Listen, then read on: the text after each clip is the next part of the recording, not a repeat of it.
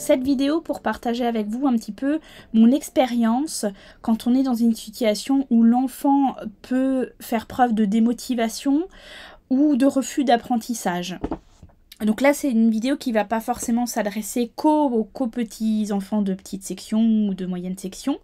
Moi, c'est plutôt ce que j'ai surtout pu observer tout au long de l'instruction en famille que j'ai fait avec ma fille qui a maintenant 8 ans.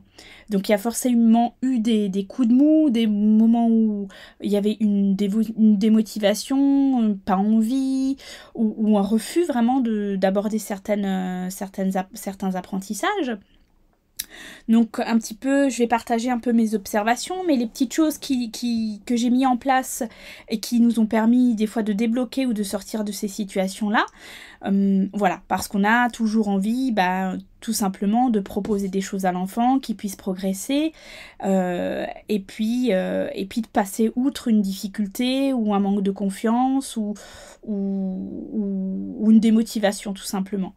Donc il y a plusieurs points que je vais un petit peu aborder. Je crois que ce qui peut être ce qui a été pour moi, ce qui a pu m'aider dans cette situation-là, et notamment aussi avec mon plus jeune, c'est tout simplement de changer d'environnement. Je m'explique. Changer d'environnement, c'est-à-dire que quand je proposais par exemple une activité à ma fille sur la table, tout simplement des fois en la proposant à un autre endroit, elle avait envie. Donc c'est-à-dire que on peut proposer une activité à l'extérieur, sur son balcon. Nous on faisait aussi une activité par terre au sol, ça pouvait être sur le lit. Voilà, on a peut-être nous l'habitude en tant qu'adulte de se dire bon, on va s'installer confortablement sur une table, on va sortir le matériel, voilà, on sera bien, ce sera plus pratique parce qu'on a aussi peut-être ce conditionnement, cette habitude de travailler sur la table et de proposer voilà un autre environnement ou de laisser le choix à l'enfant, lui dire écoute, est-ce qu'il y a un endroit où tu préférais qu'on fasse ça? Des fois enfin moi j'ai pu observer que avec ma fille ça a débloqué souvent la situation. Et avec Baptiste, c'est pareil, je pouvais lui proposer l'activité sur la table et puis, je sais pas, 5-10 minutes après, je lui proposais sur le lit et puis il avait envie. Donc voilà, c'est de voir dans quel contexte ou dans quelle posture ou dans quel environnement ils se sentent peut-être plus à l'aise ou alors à ce moment-là, qu'est-ce qui leur donnerait plus envie d'eux ou de s'installer pour pouvoir faire cet atelier-là. Donc si vous dites oh j'ai pas envie, peut-être que de lui dire écoute, est-ce que ça te plairait qu'on essaye plutôt à un autre endroit, voilà, et lequel. Donc ça m'a aidé dans certaines situations. Ce qui m'a aussi aidé, pareil, surtout avec mon fils, donc le plus jeune, c'est de vérifier que ses besoins physiologiques ils soient comblés. C'est-à-dire de vérifier, d'observer en fait s'il n'était pas dans un état de fatigue, d'observer si la faim n'était pas présente. Voilà, parce que quand on a le ventre bien rempli et qu'on n'a pas la faim, quand on se sent pas trop fatigué et plutôt plein d'énergie, forcément on est plus habilité à vouloir à pouvoir se concentrer déjà et à mener quelque chose jusqu'au bout. Donc voilà, avec mon fils, je pouvais observer que quand son taux glycémique il était un peu bas, il avait besoin d'une compote ou de quelque chose et puis voilà, je lui laissais le temps de reprendre un peu d'énergie ou de manger s'il en avait besoin, ou à ma fille de faire une petite sieste, de s'allonger 10 minutes et pouf, après on pouvait reprendre. Donc j'attendais qu'ils se soient reposés quelques minutes ou qu'ils aient mangé ce qu'il avait besoin de manger pour ensuite lui dire bon voilà, je pense que j'ai l'impression que là t'as bien mangé, tu te sens en forme ou tu t'es un peu reposé, allez viens on reprend, on essaye, on joue ensemble. C'est aussi d'observer peut-être, d'observer de toute façon et de saisir le bon moment. Je m'explique. J'ai remarqué, en tout cas avec mes enfants, qu'il y avait des moments qui pouvaient être peut-être plus propices à ce qu'ils aient envie. Ou à ce qu'ils aient l'énergie, voilà, de jouer ou d'aborder un apprentissage en particulier. Et à ce moment-là, je me suis adaptée. voilà, c'est pareil. Moi, j'aime bien, on se lève le matin, on prend le petit déjeuner, puis après, on démarre. Voilà, on met la machine en route, entre guillemets. Et il y a des moments où, en fait, mes enfants, ils ont pas spécialement envie le matin, mais ça sera plus l'après-midi. Donc, avec les plus jeunes, où il n'y a pas forcément beaucoup besoin de beaucoup de temps d'apprentissage, je vois en petite section ou en moyenne section avec mon fils ou avec ma fille, 30 à 40 minutes, je dirais, de temps dans la journée, où on va être dans la manipulation, dans le jeu. C'était suffisant, largement suffisant pour qu'ils aient un bon niveau entre guillemets. Donc voilà, de se dire si on prend qu'une demi-heure d'apprentissage, là, si on le fait pas le matin et qu'on le fait l'après-midi, c'est pas très grave. On essayer de s'adapter, de voir à quel moment, peut-être après manger, il se sent plus en forme. Avant le repas de midi, est-ce qu'il est plus du matin, est-ce qu'il est plus d'après-midi? Une petite anecdote, c'est que ma fille, quand elle avait 5 ans, elle me demandait, souvent au moment où on faisait le rituel du coucher, il était 19h, voilà, on commençait à aller dans la chambre, à s'installer pour choisir des livres.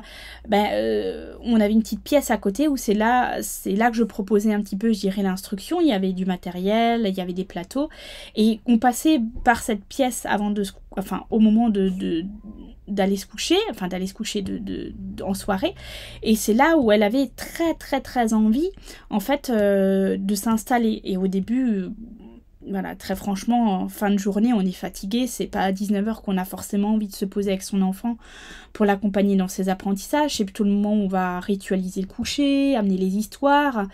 Mais j'étais très hésitante, il y avait une partie de moi qui me disait on a toute la journée pour le faire, le soir c'est un temps pour autre chose.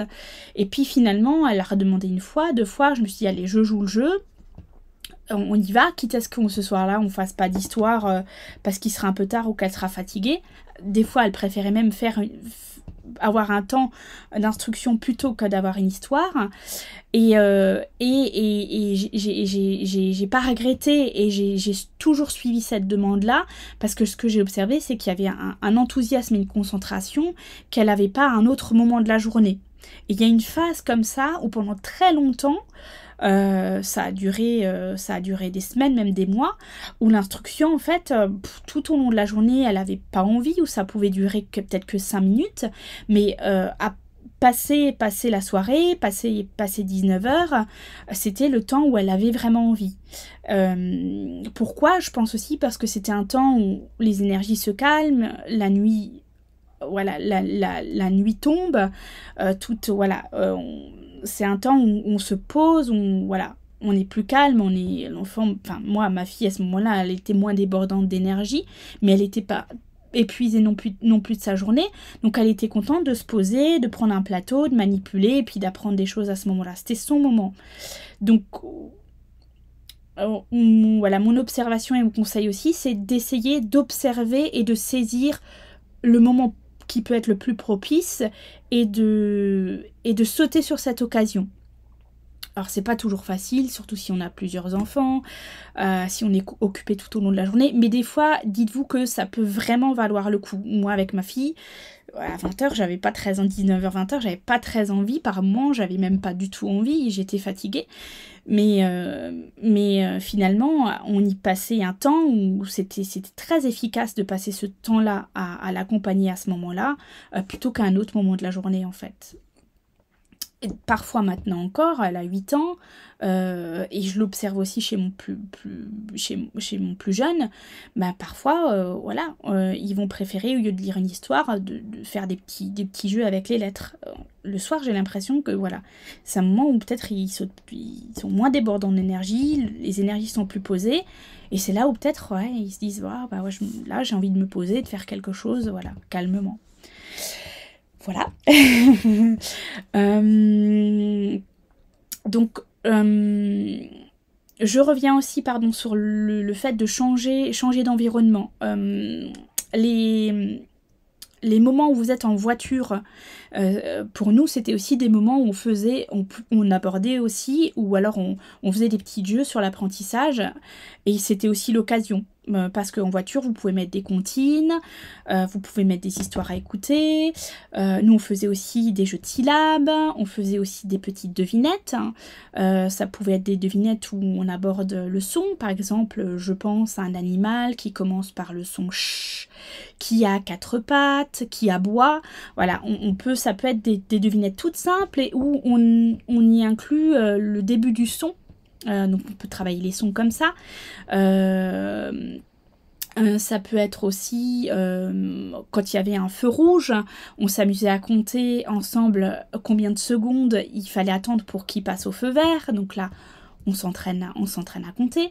C'était aussi quand on pouvait voir certains panneaux de signalisation, voilà, quand il faut rouler à 50, quand il faut rouler à 100, bah, c'était aussi le moment où je disais, bah, là il y a un panneau, regardez les enfants, il y a un panneau et qui arrive, regardez ce nombre-là, c'est 30, 3 et 0 ensemble, c'est 30. Et en fait, on le faisait...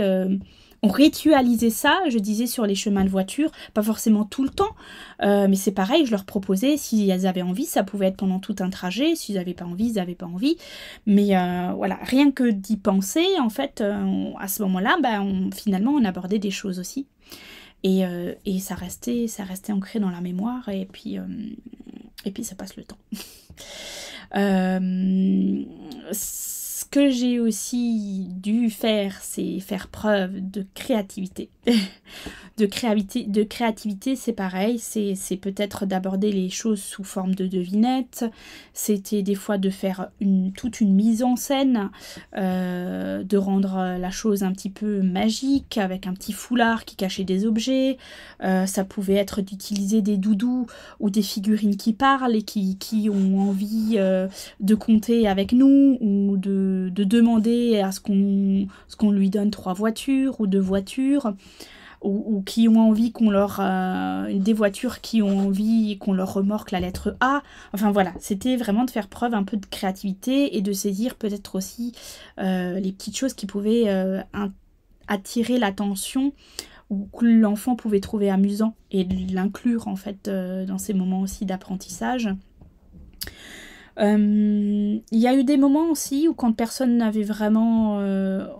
où personne n'était peut-être vraiment motivé, ou les enfants un peu moins, c'est de se rassembler tous ensemble et à ce moment-là de faire un jeu qui est peut-être adapté à tous les niveaux, ou alors de faire un jeu qu'on peut peut-être adapter sur différents niveaux.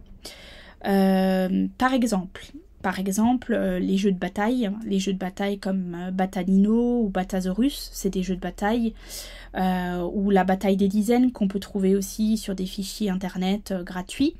Les jeux de bataille, bah, ça plaît tout autant à mon fils de 4 ans comme ça plaît tout autant à ma fille de 8 ans. Et quand elle avait 7 ans, quand elle était au CP, qu'il fallait aborder voilà, la quantité de grandeur ou la comparaison des dizaines, bah, finalement, mon petit qui a 4 ans et ma fille mon petit qui avait 3 ans et ma grande qui avait 7 ans, ou mon fils qui a 4 ans et ma grande qui a 8 ans, bah, ça lui fait un peu des révisions, lui ça lui fait apprendre de nouvelles notions. Voilà, c'est un jeu qui peut rassembler, où les notions peuvent être, je dirais, bénéfiques pour tout le monde. J'ai pas d'autres jeux en tête là maintenant, mais on pouvait faire des jeux de société aussi qui étaient adaptés à ma fille et qui n'étaient pas forcément à mon fils, mais il jouait avec moi et puis je lui expliquais les notions, ou alors il tirait le dé et puis il pouvait voir les constellations des dés. C'est voilà, peut-être d'adapter, d'aménager ou de faire un jeu à ce moment-là tous ensemble, et puis après peut-être repartir sur des notions un peu plus fortes. Parfois, ça m'est arrivé aussi, parfois on a un matériel qu'on a acheté, on a un matériel qu'on a fabriqué, on a des choses qu'on a préparées, et nous on a envie d'aborder ça avec l'enfant, on a envie de l'accompagner, on a envie d'être présent, et on tient à aller jusqu'au bout, on tient à aborder une notion, on tient à présenter un matériel, et puis voilà, en face, bah, l'enfant il n'est pas forcément réceptif. Et ce que j'ai pu apprendre, ce que j'ai appris aussi grâce à mes enfants, c'est de pas forcer en fait. C'est des fois de pas forcer, de lâcher prise, de se dire bon bah ok, on remet ça plus tard, on remet ça à un autre moment. Là ça le fait pas, aujourd'hui c'est pas bon. Et des fois c'est pas toujours évident. Enfin pour moi ça n'était pas toujours évident parce que j'avais J'avais envie des fois qu'on aille au bout des choses. J'avais envie que les enfants ou que l'enfant à ce moment-là, bah, voilà, ne renvoie pas ça d'un coup de main et puis voilà, j'avais envie qu'on avance des fois aussi un peu dans les apprentissages et quand ça revient, quand le refus revient, bah des fois voilà, on pourrait avoir tendance à se dire à insister un petit peu et c'est pas toujours voilà, c'est j'apprends de plus en plus, en tout cas, ou j'ai appris avec ma plus grande, en tout cas, que c'était voilà bien mieux de lâcher prise, de remettre à plus tard, de pas forcer, et de revenir quand on se sent pas irrité, pas agacé, du fait que voilà, on n'a pas pu faire ce qu'on avait prévu de faire, de lâcher prise, de prendre du recul et de l'amener peut-être quand vraiment il y a plus de légèreté et qu'on ne tient pas à ce moment-là. De leur laisser aussi le temps de finir ce qu'ils sont en train de faire ou de ne pas les couper et de leur laisser le temps de pouvoir passer à autre chose, bah c'est pareil. Ça m'a sorti de situation où au lieu de rester sur un an parce que ils étaient concentrés sur ce qu'ils étaient en train de faire et qu'ils n'avaient pas envie de faire autre chose, bah voilà, tout simplement à ce moment-là, je lui dis ok, mais écoute, je te laisse le temps et puis quand tu as fini de faire ce que tu es en train de faire, tu me fais signe.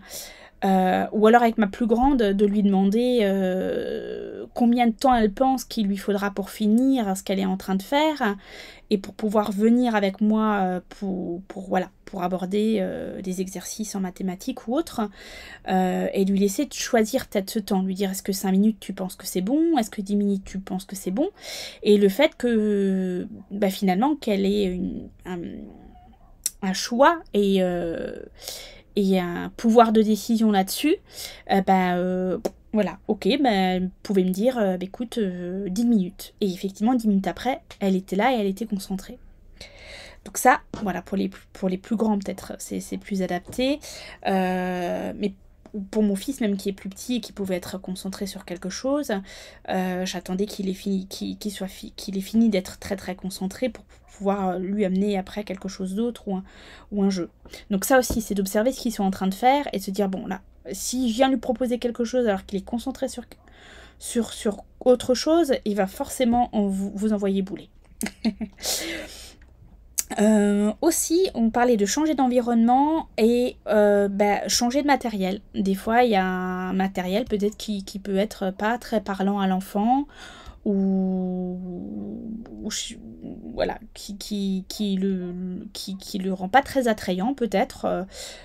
Et voilà, de se dire, j'ai envie d'aborder cette notion-là, il se dirige pas trop vers ce plateau-là, il se dirige pas trop vers ce matériel, ou quand je lui propose, il n'a pas envie. Peut-être que je vais remplacer par quelque chose de plus coloré ou de plus simple. Voilà, d'essayer de changer de matériel, ça aussi. Ou alors de ne pas revenir toujours avec le même. J'ai remarqué aussi que pour mes enfants, il fallait que en soi, la notion que j'abordais, si elle pouvait être répétitive, du moment que je variais peut-être le matériel ou que j'amenais d'autres lettres mobiles qui avaient une autre couleur ou une autre forme, ça pouvait ensuite le faire. Donc de changer de matériel des fois, parfois, surtout quand on veut passer du temps longtemps sur une même notion, de changer matériel, voilà, ça peut aussi redonner un petit peu d'enthousiasme et d'envie. L'enfant, il va pas dire « Oh non, elle me ramène encore ça, on va encore faire ça ». Là, si vous partez sur quelque chose, il a l'impression, sur autre chose, sur un autre matériel, il a l'impression un petit peu que c'est nouveau, que c'est différent, et du coup, c'est plus attirant. Ce que je fais aussi un petit peu des fois,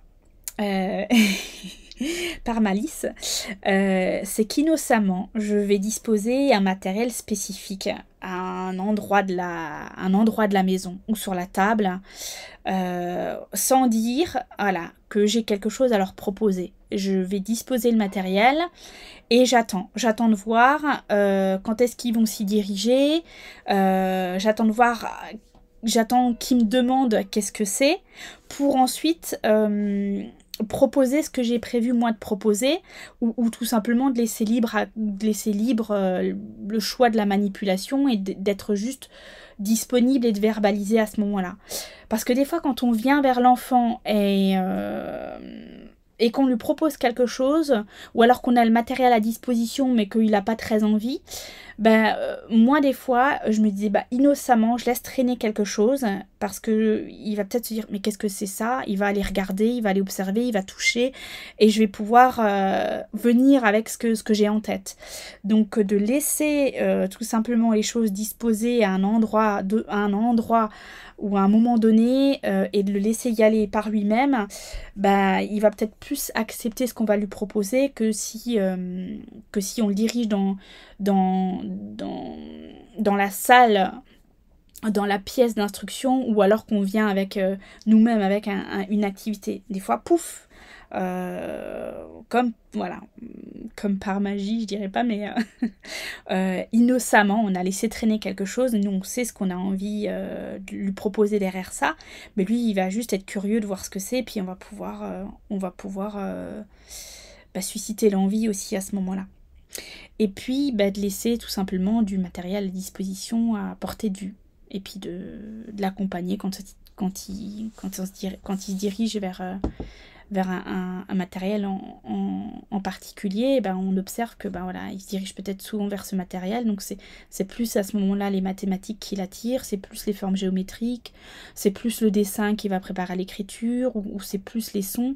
D'observer aussi vers quoi il se dirige et puis de le suivre à ce moment-là, parce que nos enfants savent aussi très bien nous aiguiller vers ce qui leur porte intérêt, et c'est bien à ce moment-là d'observer ça et de le garder dans le coin de sa tête, de se dire si pendant une semaine je ne fais que de l'apprentissage de son et rien d'autre, c'est pas très grave. Saisissez ce qu'il y a à saisir à ce moment-là, et puis vous reviendrez vers d'autres choses à d'autres moments, où vous l'introduisez à petite dose pour vraiment rester plutôt sur ce qui l'intéresse. Ça en maternelle surtout, je pense que c'est beaucoup ce qu'on faisait, et finalement il y a des phases où il va plus être attiré par ça, une autre phase où ce sera plutôt autre chose, et globalement durant l'année on arrive à un petit peu voir ce qui sera peut-être demandé au programme, ou alors à défendre le fait que on est plus allé vers son centre d'intérêt qui était ça. On a aussi vu les autres choses qui n'étaient pas trop, sur lesquelles il portait pas trop d'intérêt, on l'a aussi amené vers ça, mais forcément il a plus de compétences dans ce qui va trouver plus intéressant que ce qu'il va trouver moins intéressant.